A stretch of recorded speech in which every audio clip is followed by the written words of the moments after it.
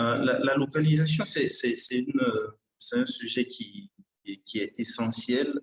Je pense que on n'a plus besoin de trop en parler, de montrer l'importance justement de la localisation parce que c'est toutes les études l'ont montré et notre réalité de tous les jours sur le terrain nous montre que ce sont les acteurs concernés qui vont essayer de trouver, on va dire, les premières solutions en attendant que nous, humanitaires, nous arrivons. Je prends toujours l'exemple de l'Afrique de l'Ouest, où nous avons des régions, des zones entières, où nous ne savons pas justement aller dérouler l'action humanitaire parce que trop dangereux justement pour des acteurs externes d'y aller.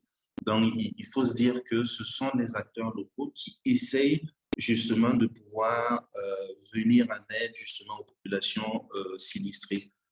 Alors, de mon avis, il est temps aujourd'hui euh, d'avancer de manière franche sur cette question de localisation.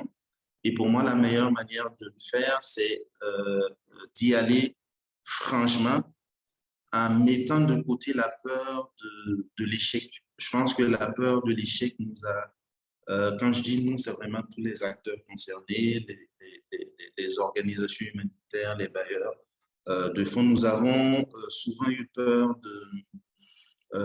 des questions qui, à mon avis, ne sont pas les plus importantes, enfin, qui ne doivent pas nous empêcher d'agir, notamment la question de la bonne utilisation des ressources. Pourquoi je dis ça? Parce que je pense que c'est plutôt des questions techniques qu'on saurait régler tout en avançant sur cette question de localisation. Donc, il faut y aller, faut mettre des moyens conséquents justement par rapport à cette localisation.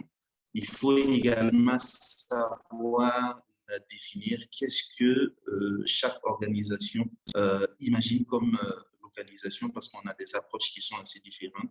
Mais il faut y aller, il faut expérimenter plusieurs approches et il faut donner les moyens aux locaux, donc les populations elles-mêmes, les organisations humanitaires locales de pouvoir avancer dans la localisation. Mais je dirais que localisation ne veut pas dire avancer sans les organisations internationales. Non. Je pense qu'il y a aussi une manière pour les organisations internationales d'être beaucoup plus représentatives dans les milieux dans lesquels elles travaillent. Je pense que cela participe aussi à la localisation. Et je dirais que c'est l'action humanitaire gagnerait justement à pouvoir associer tout le monde, donc les locaux, les internationaux, et surtout écouter la voix des populations concernées.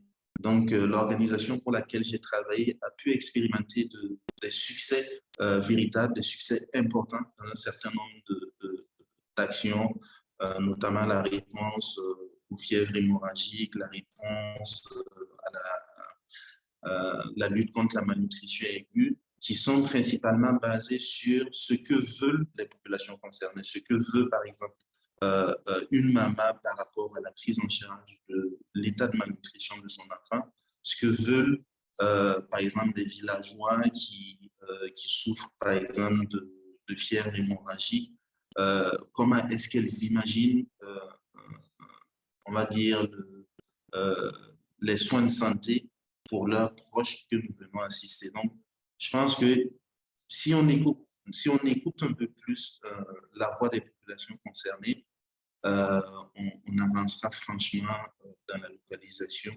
Et j'incite aussi les bailleurs de fonds à mettre beaucoup plus de moyens pour que cette localisation puisse être une réalité au-delà de la théorie.